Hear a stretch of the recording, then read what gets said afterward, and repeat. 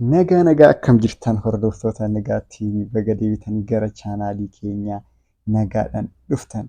Har'allee immoo barumsa yeroo darbeerraa itti fufee isiniif qabadhee dhufeen jira. Akkuma baratame akkuma beekamu maal eegallee turre barumsa afaan Ingiliffaa jalqabarraa kan jedhu eegallee turre jechuudha. ABCD irraa jalqabne hanga gara gurguddaatitti gara dubbisaa akkasumas gara haasaatitti kan deemnu waliin eegallee turre jechuudha. Kanaaf waa'ee maalii barannee turre yeroo darbe waa'ee ABCD barannee turre akkasumas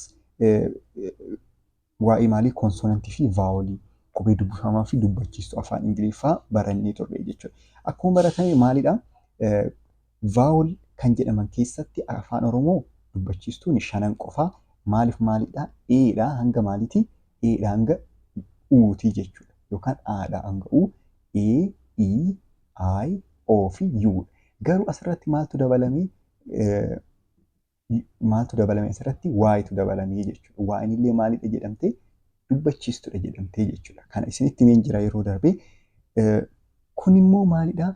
Dubbachiistuu qofaa miti waayin. Yeroo tokko tokko dubbifamas hin taati, yeroo tokko tokko immoo dubbachiistuu ni taate jechuudha. Akkamitti? Isa isinittan agarsiisa. Viidiyoon har'aa gabaabduudha. Waa'ee waayituma isinitti agarsiisu waan dhufe. Kanaaf na waliin turaa jechuudha. Dubbisa keessatti garaagarummaan ishee kan beekamu waan ta'eef na waliin turaa hin rakkattan amma boodaa jechuudha. Okay. Amma asirratti ilaalaa. Dubbisallee yoo isin dhibe hin rakkatinaa, hin dhiphatinaa rakkoo hin qabu. Reefu maalirra jirtan waan ta'eef isinii qubeerra jirtan waan ta'eefu jechoota isaa hin rakkatinaa jechuudha. Kanaaf ani fakkeenya kanan barreessu garuu fakkeenya kanan dubbisu hubachuu yaalaa. Dubbisarratti baay'ee hin rakkatinaa garuu understand gochuuf yaalaa jechuudha. Okay, tokkoffaa irratti maal jetti amma tuni?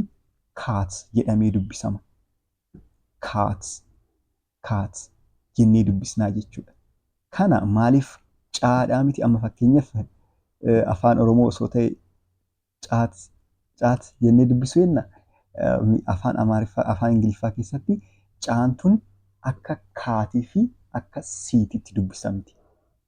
Si amma osoo akka qubee baranneetitti afaan Oromoorraa yaa baanu gonkumaa jechuudha. Si jennee miti caatana si jennee saat osoo hin taane kan jennu maalidhaa? Kaa jennee dubbisnaa jechuudha. Siin A waliinuu barreeffamte yookaan siin E waliinuu barreeffamte, siin E waliinuu barreeffamte afaan Ingiliffaa keessatti akkamitti dubbisna jechuudha? Kaa jennee dubbisnaa jechuudha. Yoo isinii qabatame qabachuu yaalaa jechuudha. Siin E waliin yoo barroofte akkamitti dubbisamte jechuudha? Kaa jedhamtee dubbisamte. Tiin dhumarra jirti yaa kophaa ishee jirti. Kaat jechuun achumaan kaat jettanii dubbisuu dandeessanii jechuudha. Kaat kan jedhu irratti amma aan maalidhaa? Dubbachiistuudha. Sagaleen isheeyyuu hin mul'atu jechuudha. Dubbachiisuma qofaa. Asirratti ammoo eeg. E fi jiin yeroo lama barraa'ee eeg. Jalqaba irratti yoo dhufe akkuma beekamu afaan Oromooti irratti illee jalqaba irratti yoo dhufe ni dubbistuu miti dubbachiistuun. Kanaaf asirratti illee jalqaba irratti waan dhufeef ni dubbata. Eeg jenna kana itti aansinee immoo hiit. Asirratti illee akkuma ilaaltan yeroo baay'ee jechuudha. Yeroo dubbachiistuun takka takka waa'ee dubbisaa yoo ilaallu inni wayii ilaallaa garuu akkanumatti qabachuuf yaalaa. Dubbachiistuun takka takka yoo jidduutti kan dhufu ta'e baay'ee nama rakkisu jechuudha. Amma asirratti akkuma afaan Oromoo sana jennee dubbisnaa jechuudha. Hiit. Asirratti ammoo toop jenna. Tii fi oon toop. Kanaafuu nama rakkisu. Toop jennee dubbisnaa. Asirratti illee immoo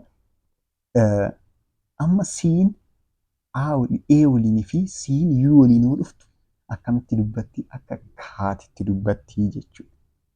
Akka maalitti? Akka kaatitti. Garuu iifaa waliin osoo dhuftee ni ilaalla anyway. Iifaa waliin osoo dhuftee akkamitti dubbisnaa?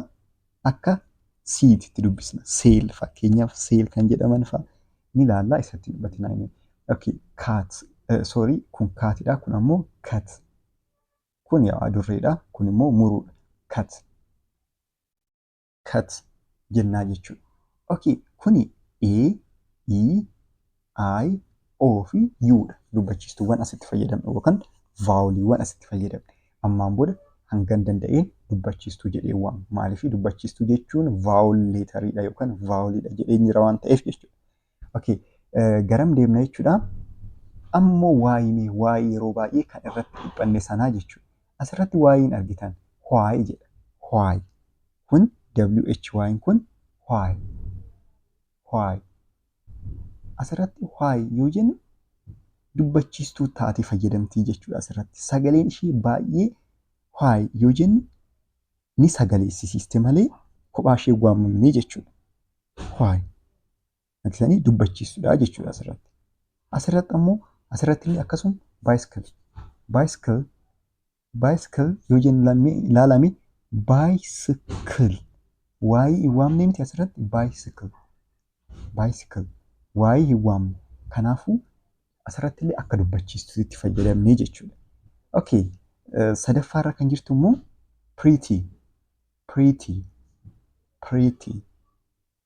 pretty jechuun baay'ee kan bareedu wanta bareedu tokko jechuudha.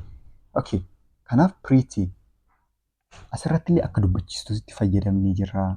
Asirrattis akkamitti akka dubbachiistuutti fayyadamnee jechuudha. Eshi asirratti immoo you jedha. You asirratti amma wanti biraa kan dhufu jechuudha. Ilaala asirratti amma. Asirratti yoo ilaaltan you kan jedhu irratti yaa kana yookaan waa'ee kana direct dubbisnee jirraa jechuudha. Hin dubbachiisne. Nu dubbisiise malee jechuudha. Kanaaf dubbifamaa ta'ee jechuudha. Asirratti ammoo dubbifamaa ta'ee. Jalqaba irratti yoo dhufu maal ta'a jechuudha yeroo baay'ee dubbifamaa ta'a. Jidduu fi dhuma irratti ammoo maal ta'a yeroo baay'ee jechuudha. Maal ta'a jechuudha dubbachiistuu ta'a. Jidduu fi dhuma irratti yoo ta'e.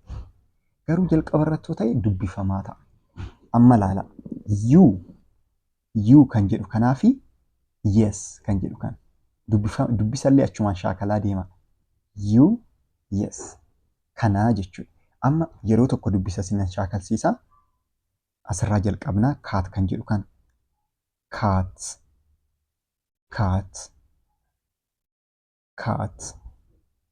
Egg. Heat. Top. Cut. Gara nama dhufu immoo why. Bicycle. Why jechuun yaa maaliif jechuudha. Maaliif. Bicycle. Cycle ni beektu miti. Pretty. Wanna bareedu tokko. You. See. Yookaan isin. Yes. Yes. Kana jechuudha. Akka irraa fayyadamtan abdiin qaba.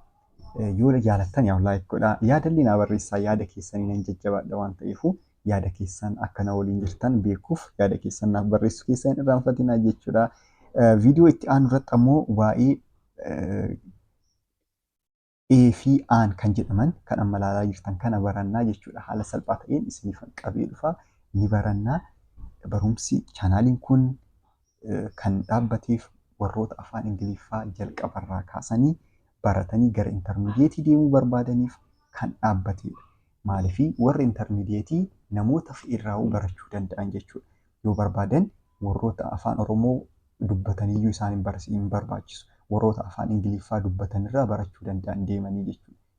Warroota afaan Ingiliffaa dubbatanirraa barachuu danda'an yoo intermidiyeetii seentanii jechuudha. Kanaafuu kaayyoon keenya isin gara intermidiyeetii fiduudha jechuudha. Intermidiyeetii yoo dhaqxan yeroo iddoo barbaadan deemtanii akkasumas warroonni onlaayiniidhaan barachuu barbaadan waatsaappii, iimoo fi teelegiraamaan akkasumas warroonni zuumiidhaan barachuu barbaadan afaan Ingiliffaa qofaa miti afaan Oromoo warroota barachuu barbaadaniif illee sheer gochuu dandeessanii afaan Oromoo illee jalqabarraa kaasnee ni barsiisna. Afaan Ingiliffaa illee akkasumas afaan Amaariffaa illee ni barsiisna jechuudha. Ammaaf kanuma bakkuma artanitti nagaa nuuf ta'a.